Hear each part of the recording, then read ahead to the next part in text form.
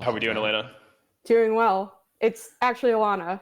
Alana, Jeez. apologies. No No, it's fine. worries. It's funny because we know that we might mispronounce many names that come on here, and of course it'll be the one that we don't think that we're going to mispronounce that we'll ultimately mispronounce. So I've heard many varieties of it, so in reality, it wasn't that bad.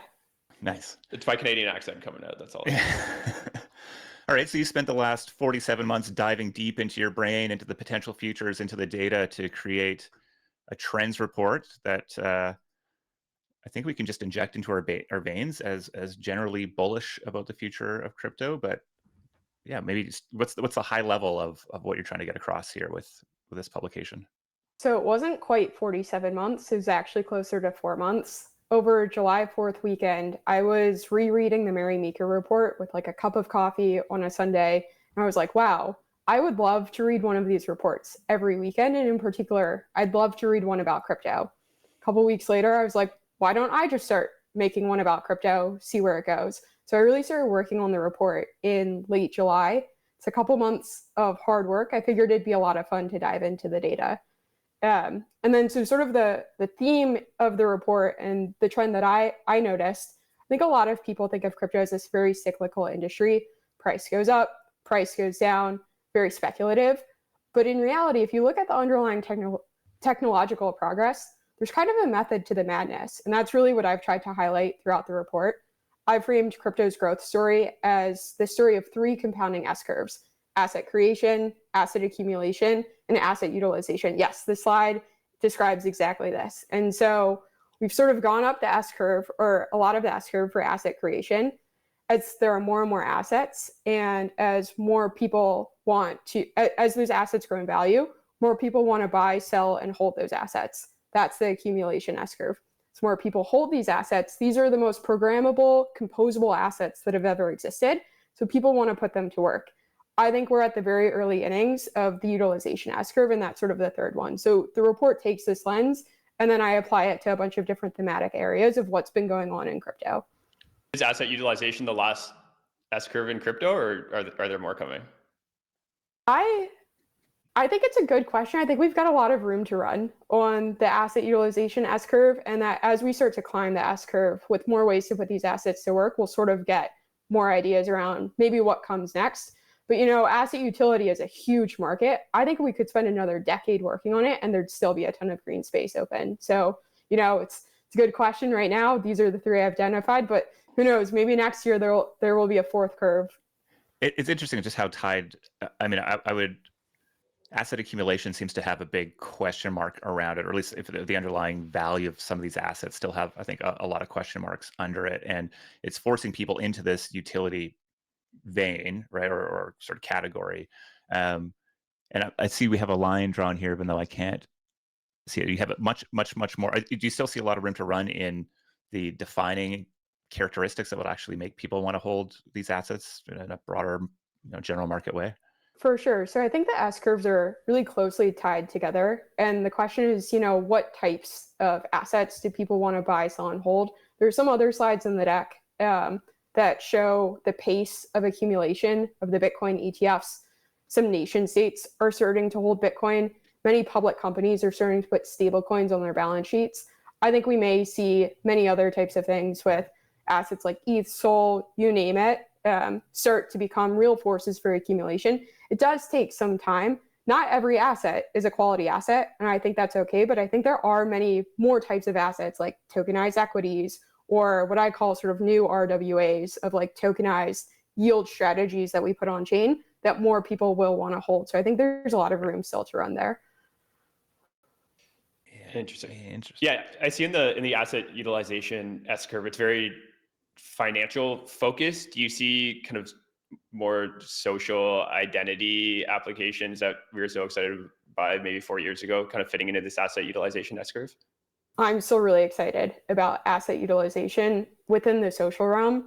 I think it's a question of the underlying characteristics of the asset. If it's an asset and it's some representation of value, it is inherently already financial. One of the slides in the report talks about the different ways that launchpads are allowing creators to monetize. Some are even becoming a source of news. So I think that it's really like one of the places for a lot of experimentation. Theme throughout the report actually is that on-chain activity is really a hotbed of experimentation and innovation, in part because every sort of step of the asset lifecycle, from issuance, trading, listing, liquidity provision, and utilization, is still open and permissionless for anybody anywhere to participate with. So it's really a question of like, what do builders have on their minds, and what do they want to try experimenting with? So there's definitely a lot of room for social to play a big role. Yeah. I do love this. I mean, were you trying to get at the underlying debate of whether, all crypto is financial or not? Because I feel like it clearly is. And maybe part of like the progress we're making here is just like a general recognition of that, and a new focus into, trying to answer the questions of like what actually makes these things valuable. What are the features of it that are financially relevant and hopefully consistent? No, go for I it. was just going to respond to that. I was going to say this may be a hot take, but I think nearly everything in the world is financial, and you should be able to track and measure that. I mean, even this is kind of a niche example, but even if you think about something like McDonald's, which people just think of as like a burger and fries joint, maybe chicken McNuggets too, you get commodity traders there that have to hedge the underlying inputs. So I think everything in the world really is financial. Crypto just makes it more transparent and easier to track and measure that value. Yeah, I think the shift from illegibility to legibility is really the defining characteristic here. I know you have a couple other slides here, so I want to make sure we can jump into that. I'm going to move to the next one here. Amazing. The life cycle of a tradable asset. Lots of innovation occurring throughout the stack! ! This slide is great because it highlights some of the ways in which crypto is such a disruptive force in the financial industry, and why I think it's so attractive for builders to build in. So every one of these steps is gate-kept and permissioned in traditional finance. Even when you think about a company going public, think about the roadshow, who has access to that, the 3 to 7% underwriting fees. It's way more efficient and accessible on chain. We're seeing many interesting things around markets for asset listings. More broadly, you can actually take every one of these steps and say, how do we build a market mechanism to price this and to create sort of more alignment of value and more alignment towards where we think token holders or traders or investors are going to want to express their beliefs. And so that's really the point of this slide. It shows how much room for innovation there is. I think we've only tapped the surface of it. I think that you can create really interesting utilization sort of mechanisms and protocols around every one of these. You can also tokenize many of these strategies. And so it's one of the things I am most excited about sort of over the next, call it 5 years of crypto. I'm interested in how you're conceptualizing what is maybe a kind of extending opportunity versus a disruptive opportunity for new startups. Maybe even looking at kind of TradFi, like, you have crypto incumbents. Which of these are kind of crypto incumbent opportunities? You have TradFi incumbents, which are TradFi incumbent opportunities, and what are kind of ripe for new startups to kind of go after? The big theme of the report is that many of the new protocols and sort of ways to utilize crypto assets will be built on chain, but distributed through centralized front ends. So I think what Coinbase has done with integrating some of the underlying lending protocols, that's a great example where, Morpho has built these markets on chain. They've tapped into what's net new about crypto, capital formation from anywhere in the world with just a few clicks on the internet. And then Coinbase, which has all this amazing distribution, has integrated it so that users can more easily compose and utilize their assets. I would say that is sort of broadly the way that I think about it, where the new ways to put assets to work and the new ways to create assets, most of that will happen on chain. And then the incumbent opportunity is distribute it, tap into all of the new stuff that's occurring, and help grow the pie. That's interesting. I mean, through that lens, I would assume that most of the value is going to float through to the incumbents then. A lot of competition on the on-chain issuance or whatever part of the stack it is, but owning the customer relationship seems to, at least traditionally, been the place where a lot of this value is captured. So do you see the world a bit differently than that? Yeah, I would say I don't know if I agree with that. I think that value accrues anywhere there's a scarce resource. And so customer attention and customer sort of relationships is a scarce resource. But same is true with assets at the bottom of the stack or further throughout the stack. So one of the other slides that I shared with you guys, I think, was around the DEX market share. This is a really good example of where there are real on-chain protocols that are accruing real value. This chart was super surprising in a really exciting way for me when I first looked at it. So sort of summarizing it briefly, DEXs gained 6% 6 percentage points of market share from 2021 to 2023. Really not that much. It was kind of in a plateau. And then from 2020, over the course of 2024, DEX has gained 10 percentage points of market share. Why is that? There were millions of new tokens created because you could create a token just a few clicks instead of needing to write many, many lines of software code. And then in the first 6 months of 2025, DEX has gained another 10 percentage points of market share. So it actually created a forcing function for some of the centralized front ends to start integrating with the on-chain protocols. I think DEXs are capturing plenty of value from that.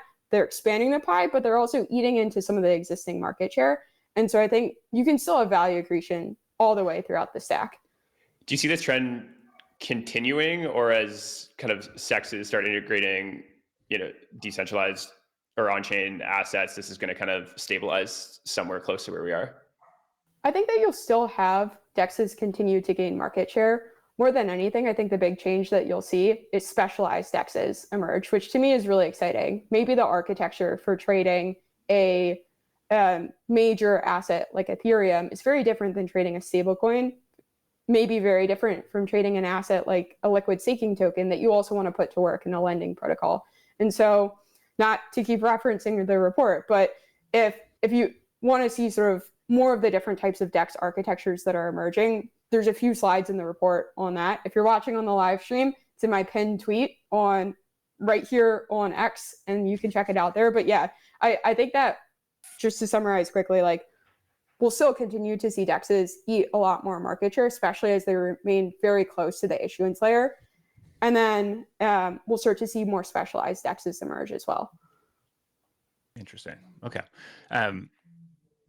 Yeah, I keep thinking about like the absurd value that Axiom is able to capture for their equity holders relative to the big open question still around token value, accrual in some of the larger DEXs. So, yeah, I think maybe both can be true, and I think the niche opportunities here are going to be compelling and surprising at the same time. Well, just responding to that quickly, Axiom wouldn't exist without the on-chain DEXs and sort of the on-chain issuance protocol. So I think it's a great example of like where you can get value creation throughout the entirety of the stack. Yeah, I guess my belief here is that the majority, the value capture will still be on the front ends, or at least they'll have that control. And so and not to say that there isn't value in these other places. And I think there's still just like this figuring out of that. We have Aerodrome coming on here afterwards, who have a very strong opinion on how that works. I think Uniswap has a very strong opinion on how that works. Many do. So I do think this last slide that I think we have here is really interesting. I think a lot of us have sort of felt this, but I don't know if we've seen it visualized this way. New assets created is one of the highest growth charts in crypto. One thing that's incredible about this slide is it actually understates the total number of new assets. So if you see sort of at the disclaimer, this is just assets that's listed on CoinMarketCap as of January 1st. There's actually millions of assets, like many millions more assets. Couldn't fit it in the graph if you use the entire yeah. I was trying to standardize the data a little bit. I think that even just looking at this, it's like nearly a 200% annualized growth rate. And it really speaks to the creation S-curve, where over the past couple of years, we've just dramatically ramped up the steepest part of that S-curve. There's, of course, still much opportunity around tokenized equities or some of these other assets that I think will be really interesting to have on chain, but feels like we've largely crossed the sort of chasm for what the 0 to 1 or 1 to 10 phase in new tokens created is. Are there any kind of new interesting opportunities, like second, third order effects of us having hundreds of millions of tokens and everything being tokenized that people maybe aren't paying attention to right now? Like I think curation is kind of an obvious one. I think as Coinbase lists all DEX assets, like how do people form any conviction or understand what to buy? Like that seems like one that really hasn't been solved, but I don't know. It's something I'm trying to think through. Riffing on that a little bit, one of the sort of startup opportunities I've been really excited about is sometimes whenever there's a major news event, you'll see a new asset that gets created, and then you'll see 30 assets related to that news event. Some of my friends that are, I would call them crypto curious, have asked me, how do I know which one to buy? Or how do I know that it's not a scam? Or how should I be thinking about this as a whole? And I think that there's certainly opportunity to build products or sort of curation mechanisms around what if you just want to buy the theme instead of buying one token. And so you could one click buy all 30 of those, or you could have sort of an asset curation mechanism. There's also a lot of security opportunities to make sure that users are protected and they're not accidentally clicking on something that they don't intend to. And so I think there definitely is a lot of opportunity there for sure. One of the non-obvious things actually about the fact that all of these assets get created is they aggregate the sort of news feeds across Reddit, X, TikTok, Instagram, you name it. And it is almost like a market mechanism for what is trending across all of these closed APIs and putting it into an open API. I think that at some point in the future, we'll start to see this become a productive API where maybe if you're interacting with like an AI agent and it wants to know what's trending, instead of tapping into, call it the X API, it taps into the market and says what is trending across the market. How can I surface that information? Because it acts as this aggregation mechanism. So that's something where we haven't seen a ton of stuff built yet, but I think it is ripe for opportunity and ripe for utilization of the data that gets created by this market mechanism. So I'm curious, as you look out over 2026, is there any sort of leading category, opportunity, asset class that you think is just maybe underappreciated or in a unique position to be compelling? There are many. I don't know if I can just choose just one.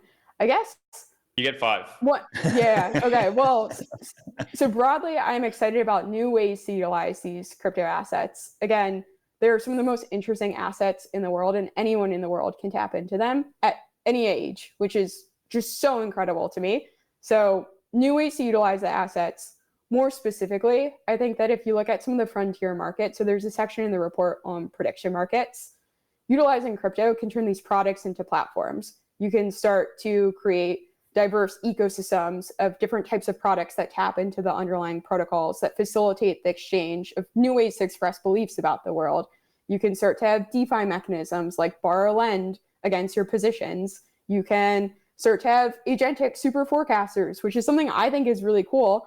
And when I'm looking at something like Polymarket or Kalshi, I may not have an opinion on a specific market, but I know there are super forecasters that I would happily give money to, happily copy trade if there was an easy mechanism to do so. This could be human, or they could be AI models that are just really good at reading data. And so I think the way that you get there is by utilizing crypto to start to make it easier to compose a lot of the underlying assets and make the financial value programmable.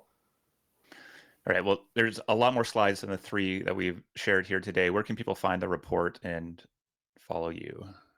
So it is in my pinned profile on X. Alana D. Levin is my handle. You can also find it on the Variant Fund website, variant.fund.